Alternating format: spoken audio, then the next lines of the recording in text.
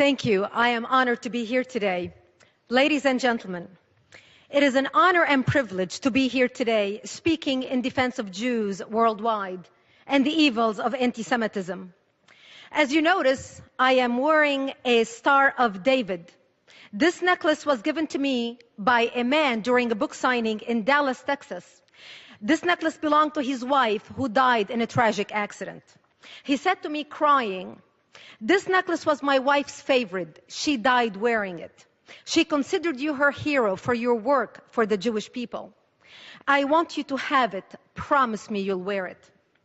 I couldn't find a more befitting time to honor her and her memory than now, wearing this Star of David as a Lebanese, giving a keynote speech at the United Nations in defense of the Jewish people.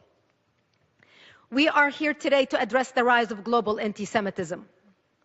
10 years ago, Nathan Sharansky explained, classical and anti-Semitism is aimed at the Jewish people or the Jewish religion.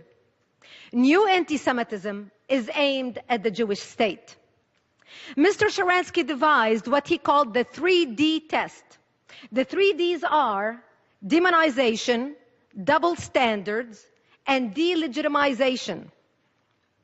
Demonization is making bizarre, ugly claims that have no basis in reality. Comparisons between Israel and the Nazis, or assertions that Israel has been committing genocide against the Palestinians, are examples of demonization. Such claims are nonsense. If Israel has been committing genocide against the Palestinians, then why has the population of Palestinians increased more than 600% since 1948? Israel must be the most incompetent mass murderer in the history of the world. When Israel is held to a standard that no other country in the world would be expected to meet, that double standard is itself anti-Semitism. For instance, Israel is a vibrant democracy where human rights are protected and respected. And yet the United Nations so-called Human Rights Commission spends most of its time and effort investigating and condemning Israel, while they gloss over or ignore the massive and continuing human rights violations that occur in Iran, Cuba, China, and many other brutal, repressive atrocities. Delegitimization of Israel is to assert that of all the people in the world, only the Jewish people do not have a right to a statehood. In fact, Israel's historical, legal, and moral right to exist as a Jewish state is a codified principle of international law. This codification is explicitly based on the long, continuous, and well-documented connection of the Jewish people to the land of Israel. To deny the connection of the Jewish people to the land of Israel is anti-Semitism in its purest form. But why should anti-Semitism matter to the rest of the world? Why should the world care? It should, not merely because it's morally repugnant, which it most definitely is. The world should care about anti-Semitism because of fundamental self-preservation.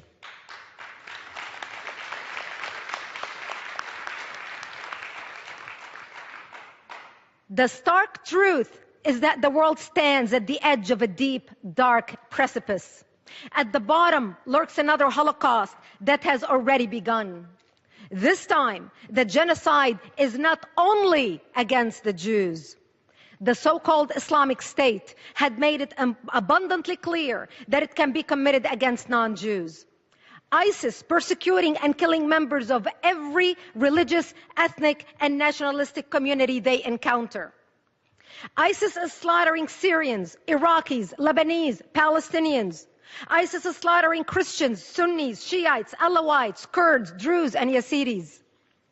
ISIS floods the internet with stomach-churning images and videos of mass executions, severed heads, and crucifixions. We see children slaughtered in front of their parents, and parents slaughtered in front of their children. This viciousness is a part of a calculated strategy explicitly intended to terrorize anyone and everyone who does not submit to their version of Islam. ISIS has officially declared its intent to rule the world. Their founding document, the declaration of their caliphate, bears the modest title, هَذَا وَعْدُ اللَّهِ. It means in Arabic, this is the promise of God. They declare that God promised to Muslim, quote, leadership of the world and mastership of the earth, end quote. Their declaration of a worldwide caliphate reveals their governing philosophy. Quote, by Allah, if you disbelieve in democracy, secularism, nationalism, as well as all the other garbage and ideas from the West, and rush to your religion and creed, then by Allah, you will own the earth, and the East and the West will submit to you. Remember, ladies and gentlemen, savagery is not merely their strategy. It is an article of their faith. They commit genocide in the name of Allah. Israel has been familiar with the concept and the reality of genocide in the name of Allah for a long time. The war that ISIS has declared on the world is the same war as the war that Hamas has been waging against Israel for decades.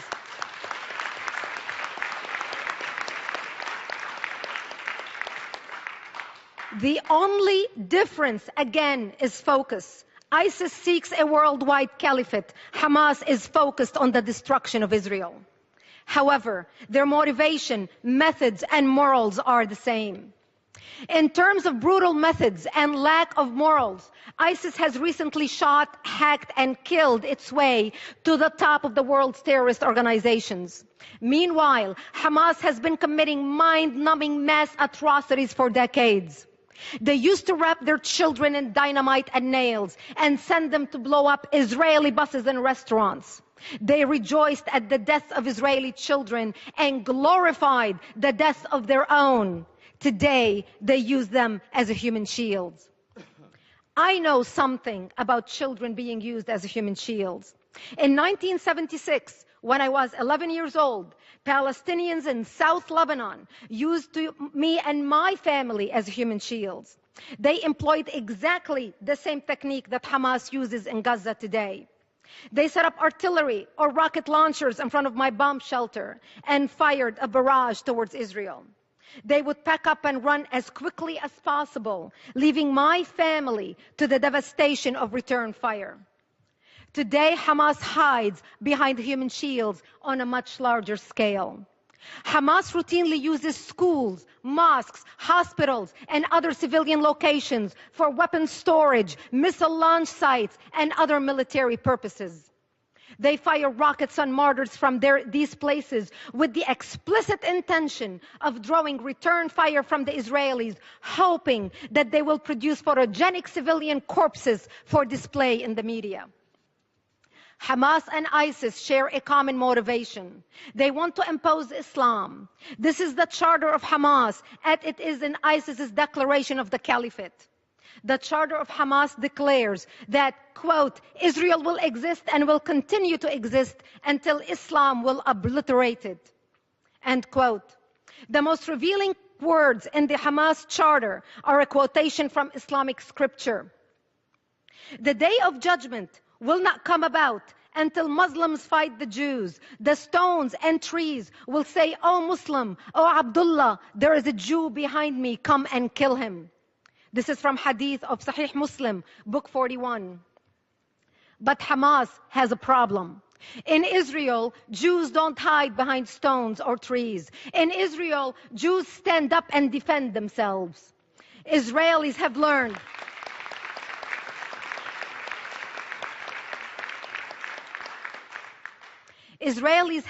from history that if someone repeatedly says they're going to kill you, they mean it. A lesson the world is only now learning.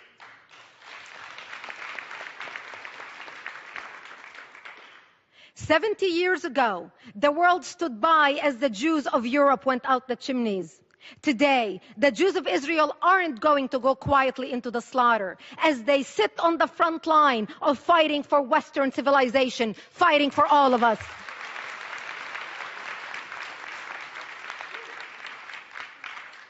Those who seek to exterminate the Jews are not going to stop with the Jews. That should have been the lesson of the Holocaust. That must be the lesson of the rise of ISIS. Once the international mass murder of innocent civilians was legitimized against Israel, it was legitimized everywhere, constrained by nothing more than the strong-held beliefs of those who would become the mass murderers. Because the Palestinians were encouraged by most of the world to believe that the murder of innocent Israeli civilians is a legitimate tactic to advance their Palestinian cause, the Islamists believe that they may commit mass murder anywhere in the world to advance their holy cause. As a result,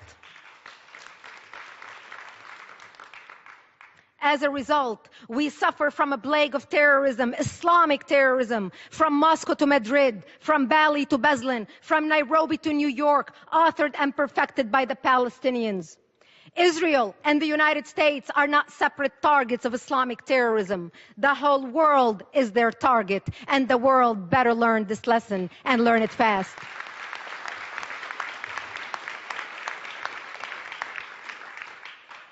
Evil dwells when courageous men become bystanders. Lies spread when the informed become silent. Society deteriorates when apathy replaces activism. Tyranny comes when leaders become mediocre and haters become organized. Today, we are summoned to lead in our communities and our nations. We are summoned to wake up the apathetic and inspire the despaired, to silence the liars and educate the concerned, to speak tolerance instead of resentment, forgiveness instead of revenge, love instead of hate, peace instead of war. We are here at the United Nations today because each one of us is a leader and an instrument of change with history as our final judge. How will we be judged? I, as a leader of ActForAmerica.org, the largest national security organization in America, with chapters in 11 countries around the world, am committed to do whatever possible we can to stand up with the Jewish people and defend them.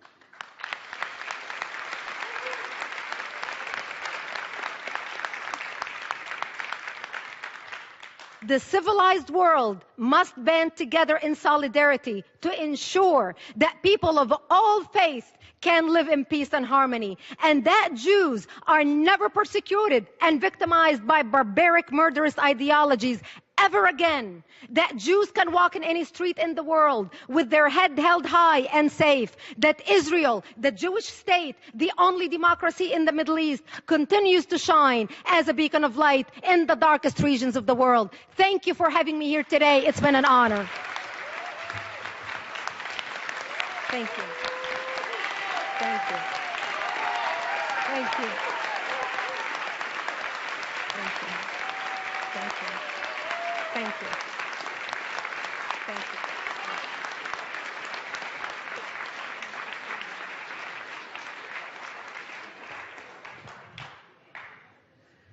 Thank you, Ms. Brigitte Gabriel.